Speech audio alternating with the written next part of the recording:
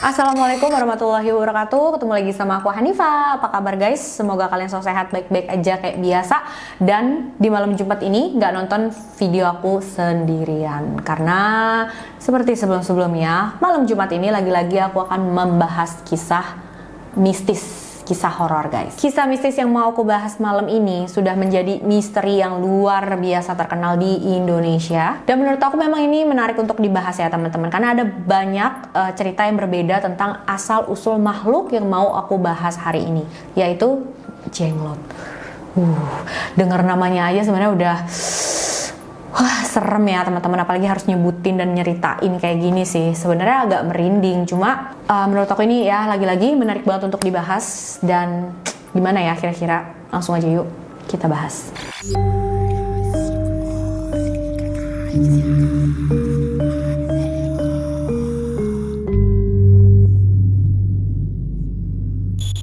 Nah teman-teman, aku udah coba cari tahu tentang makhluk mistis satu ini, asal-usulnya, bentuk, dan juga keasliannya. Bahkan udah pernah diadain penelitian juga loh ternyata di Indonesia guys. Tapi hasilnya malah bikin kita makin penasaran tentang misteri di balik makhluk ini.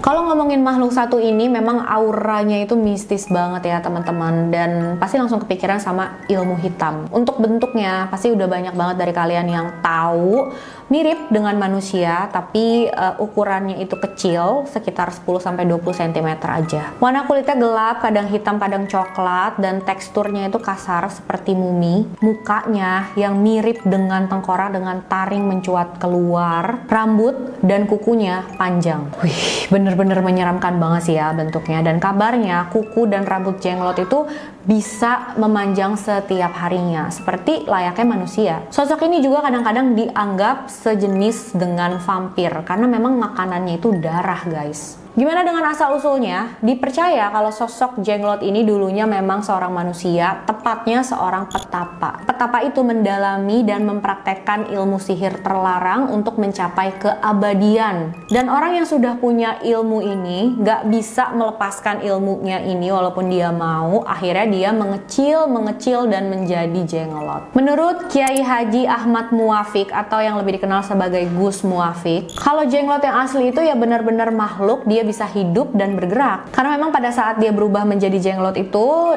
dia memang belum meninggal ya, masih dalam keadaan hidup. Beliau juga bilang makhluk ini sudah ada dari kisaran zaman Majapahit, dan era jenglot itu di akhir Majapahit sampai awal Demak. Setelah itu jarang ditemui lagi. Jadi kalau kalian melihat ada banyak di online yang jualan jenglot gitu ya, aduh, itu sih nggak bisa dijamin keasliannya ya guys, dan kalian jangan sampai tertipu. Dimana sih hidupnya makhluk ini dan gimana cara dia bertahan hidup?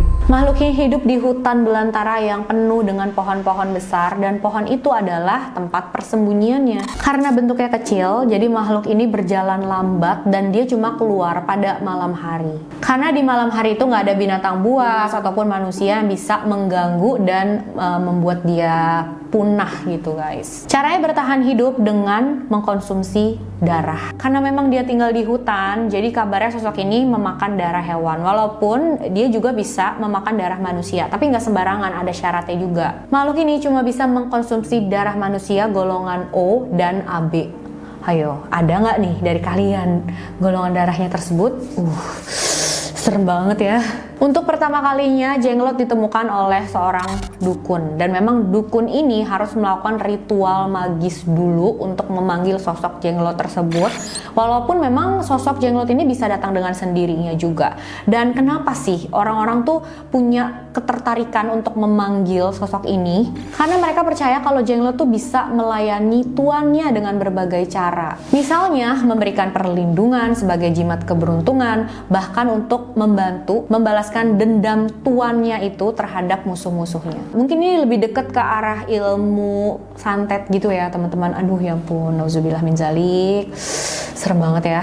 Setelah dipelihara, pemiliknya harus memberikan setetes darah kepada jenglot itu setiap harinya, entah darah hewan ataupun manusia. Kalau enggak disediain itu sama pemiliknya, bisa jadi orang-orang yang ada di sekitarnya akan terkena musibah, celaka, atau bahkan menjadi malapetaka guys. Dan darah tersebut juga nggak secara langsung dimasukkan ke dalam mulut makhluk ini ya guys, tapi ditaruh aja di deket dia. Ada yang bilang kalau lagi nggak ada orang, jenglot ini bisa meminum darah itu dengan sendirinya, dia bergerak. Tapi ada juga beberapa sumber yang bilang kalau jenglot itu nggak harus bersentuhan dengan darah tersebut untuk mengkonsumsinya. Jadi dari jauh aja dia udah kayak bisa menghisap sari-sarinya itu. Dan kalau sosok ini sudah mendapatkan darah yang dia mau, dia bisa menjadi lebih kuat dan lebih sakti katanya guys. Energinya itu semakin bertambah. Tapi ternyata sosok ini tuh nggak cuma bisa makan darah aja, tapi dia juga bisa makan minyak. Tapi minyak tertentu yang katanya cuma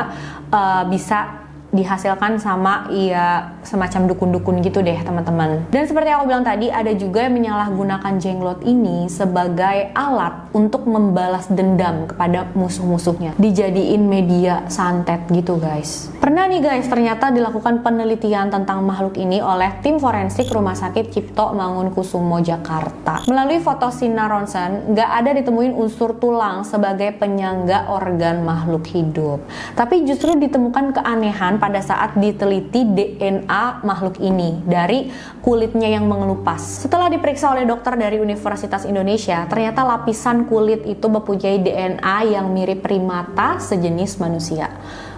Gimana tuh teman-teman? Tapi pada saat penelitian ini mau dilanjutkan ke tahap selanjutnya, si pemilik jenglot nggak ngizinin teman-teman, karena dia nggak mau katanya jenglotnya itu harus dibedah-bedah, dilihat gitulah organ dalamnya. Dia takut katanya ada hal-hal yang nggak diinginkan terjadi. Dari situ tim forensik bisa menyimpulkan kalau jenglot yang mereka periksa itu dibuat dengan proses mumifikasi dari beberapa spesies seperti kepala monyet yang disambung dengan ekor kuda sebagai rambutnya. Jadi kemungkinan memang yang mereka periksa itu adalah bukan jenglot yang asli. Dan memang zaman sekarang tuh banyak banget yang membuat jenglot palsu terus dijual secara online, mengklaim kalau itu bisa kasih berbagai macam manfaat. Aduh, jangan sampai deh ya beli hal-hal semacam begini, nggak ada untungnya teman-teman, yang ada musrik jatuhnya kan. Nah, pernah ada kejadian di salah satu rumah warga yang ada di daerah Pantai Watu-Watu Bulak, Surabaya teman-teman.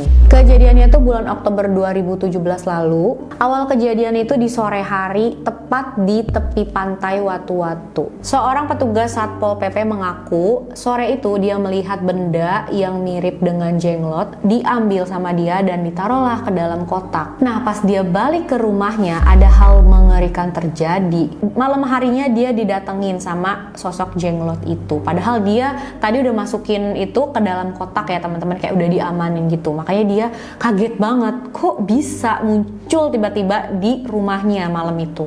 Jadi setelah dia melihat dan mengambil benda itu yang dia bilang mirip jenglot itu, dia pulang ke rumah, mandi, terus makan. Tapi pas di dapur dia udah mau nyendok nasi, nyendok lauknya, dan dia siap makan, tiba-tiba ada sosok jenglot yang berdiri di atas kompornya tepat di hadapannya guys. Dan makhluk itu juga sambil menatap ke dia dengan matanya yang merah dan serem banget guys katanya. Sosok ini mirip sama banget dengan yang dia temuin di tepi pantai tadi. Dia sempat berpikir, sempat penasaran, loh ini kan tadi udah aku taruh kotak, kok bisa ada di depan aku sekarang, gimana cara keluarnya. Nggak lama ada bau aneh kayak kemenyan gitu, dan ada suara orang seperti ngedehem tau gak sih guys, kayak gitu loh. Selama beberapa hari kemudian setelah kejadian itu, dia terus aja merasa kalau rumahnya itu kayak ada yang ngawasin. Suka ada bayangan hitam, kadang suara rintihan orang minta tolong, dan yang paling sering adalah suara orang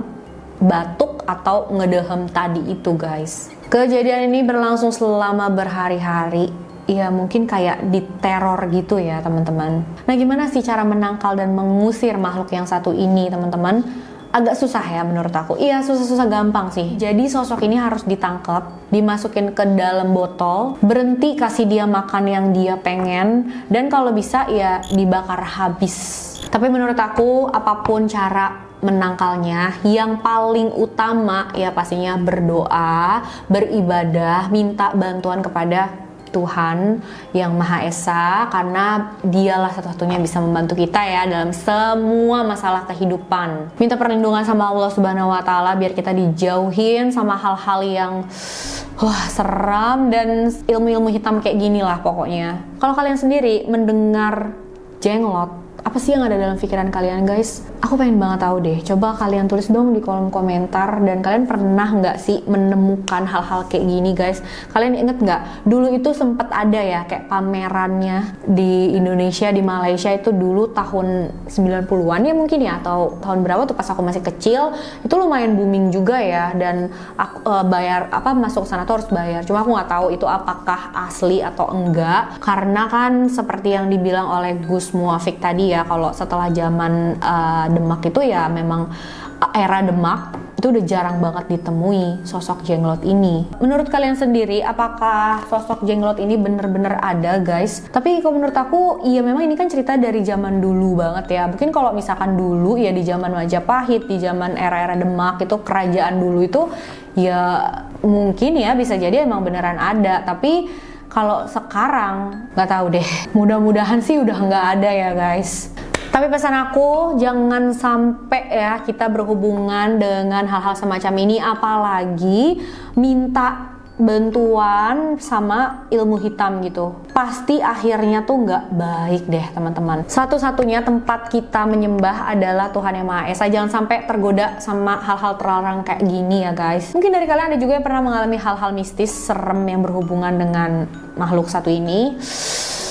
Jangan lupa tulis di kolom komentar ya guys. Oh ya, makasih banyak buat kalian semua yang udah ngirimin pengalaman pribadi kalian, pengalaman horor, pengalaman mistis kalian ke DM Instagram aku. Ya ampun, makasih banget ya guys. Dan aku gila ya, bacanya itu kayak nanti aku pasti bakalan bacain karena itu menarik banget ya menurut aku. Jadi ditunggu aja, aku lagi coba rapihin dulu gitu, apakah dalam satu video aku mau ceritain beberapa kisah atau gimana, karena ada yang panjang banget juga kan gitu. Oke, makasih ya buat kalian semua, dan untuk kalian yang punya pengalaman pribadi juga silahkan kirimin aja lewat DM aku, DM Instagram aku hanifastori92. Oke guys, sampai jumpa di video selanjutnya. Selamat malam Jumat, bye bye.